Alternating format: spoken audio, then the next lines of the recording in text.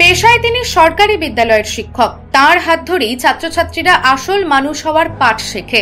সততার প্রকৃত শিক্ষা দেন তিনি। কিন্তু বর্তমান পরিস্থিতিতে সততার বুলি কপছে এই কথা কার্যত ভুলেই যান অনেকে।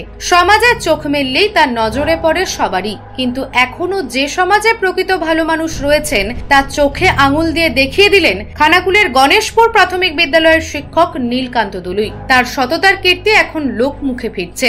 কি ভাবছেন এটা কোনো গুজব কথা? একদমই না। নীলকান্ত 9ই নভেম্বর একটি এটিএম কাউন্টারে টাকা তুলতে গিয়ে দেখলেন 500 টাকার নোটের বান্ডেল পড়ে রয়েছে মেশিনের ওপর। তা দেখে কিছুক্ষণ থমকে দাঁড়িয়ে গেলেন। কাউন্টার থেকে বেরিয়ে চারিপাশে দেখলেন কেউ ভুলে টাকা রেখে গিয়েছেন কিনা, কিন্তু তখন ফাঁকা চারিপাশ। ফের কাউন্টারে ঢুকলেন, গুনে দেখলেন মোট 20,000 টাকা রয়েছে।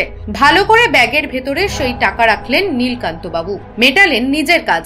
এরপর বিবেক বোধের তাড়না সক্রিয় রয়েছিল তার। শটান সেই টাকা নিয়ে তিনি হাজির হলেন সরাসরি খানাকুল থানায়। পুলিশের কাছে সমস্ত কিছুই খোলসা করলেন তিনি। আর নীলকান্তের এই ভাবনা দেখে কার্যত তাজ্জব পুলিশও। তাকে পুলিশ বলে লিখিত দিয়ে টাকা জমা রেখে যেতে, উপযুক্ত প্রমাণ দিলে এই টাকার মালিককে তা তুলে দেওয়া হবে। ঘটনাটা বলতে গত শনিবার মানে 9/11/2024 তারিখ আমি স্কুল করে আমার ব্যক্তিগত টাকার প্রয়োজন ছিল, সেই জন্য আমি এটিএম থেকে টাকা তুলতে গিয়েছিলাম জয়রামপুর এটিএম ব্রাঞ্চে। আমি ওখানে গিয়ে যখন আমার বাইকটা দাঁড় করিয়ে রেখে এটিএম কাউন্টারে ঢুকলাম, ঢুকে আমি আমার যথারীতি যেমন নিয়ম আমি আমার কার্ড পাঞ্চ করতে যাব, সেই সময় দেখি এটিএমের যে মেশিনটা রয়েছে ওখানেতে অলরেডি টাকা মানে থোক হয়ে সাজানো হয়ে আছে। আমি প্রথমে হতভম্ব হয়ে যাই, এদিক সেদিক তাকাই, কাউকে দেখতে পাচ্ছিলাম না।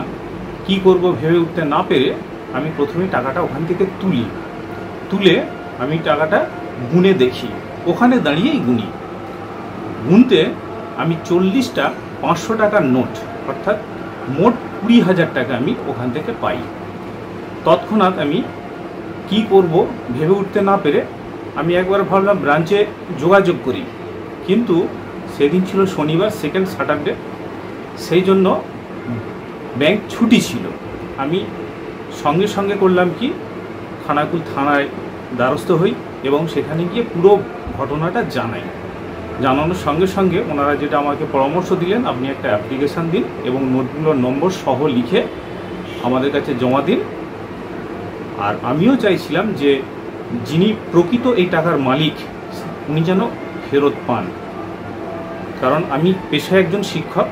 আমি চাইছিলাম যে এই টাকার যিনি মালিক তিনি যেন প্রকৃতই ওই টাকাটা ফেরত পান।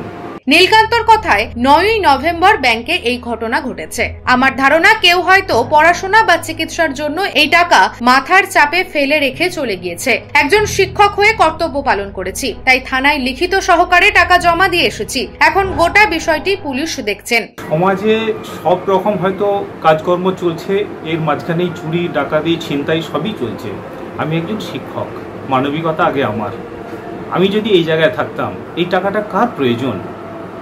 কারণ ভগবানের দয়ায় আমার যা আছে আমার চলে যাবে, কিন্তু টাকাটা হয়তো কোনো মুমূর্ষু রোগীর প্রয়োজন, কারো ছেলের পড়ালেখার জন্য প্রয়োজন। সেই জন্য আমি ভেবে যে প্রকৃত যে মালিক তার যা প্রয়োজন সে যেন মেটাতে পারে, সেই জন্যই আমি থানায় দ্বারস্থ হই এবং সেই প্রকৃত মালিক যাতে টাকাটা পায় সেই ব্যবস্থা করার চেষ্টা করি। খানাকুলের আমজনতা অবশ্য বলছে শিক্ষকরা সমাজ তৈরির কারিগর, আর নীলকান্ত বাবুর মতো শিক্ষক সত্যি এই কথার প্রকৃষ্ট উদাহরণ। নিউজ আজ বাংলা, খানাকুল। তোর ছোঁয়ায় বদলে যায় মন, যতন করে সাজাবো আজ সুখী গৃহকোণ। মন পছন্দের শেষ কথা মানি লোকপ্রিয় মার্বেল অ্যান্ড হার্ডওয়্যার, সততাই আমাদের মূলধন। Marble, tiles, bath fittings, submersible, নল ফিটিংস, এখানে পাবেন সমস্ত পরিষেবা। আমাদের ঠিকানা ঘোষপুর, রামপ্রসাদ, হুগলি। যোগাযোগ 8170926495 অথবা 7363023971। তাহলে আর দেরি কেন, আজই আসুন লোকপ্রিয় মার্বেল অ্যান্ড হার্ডওয়্যারে।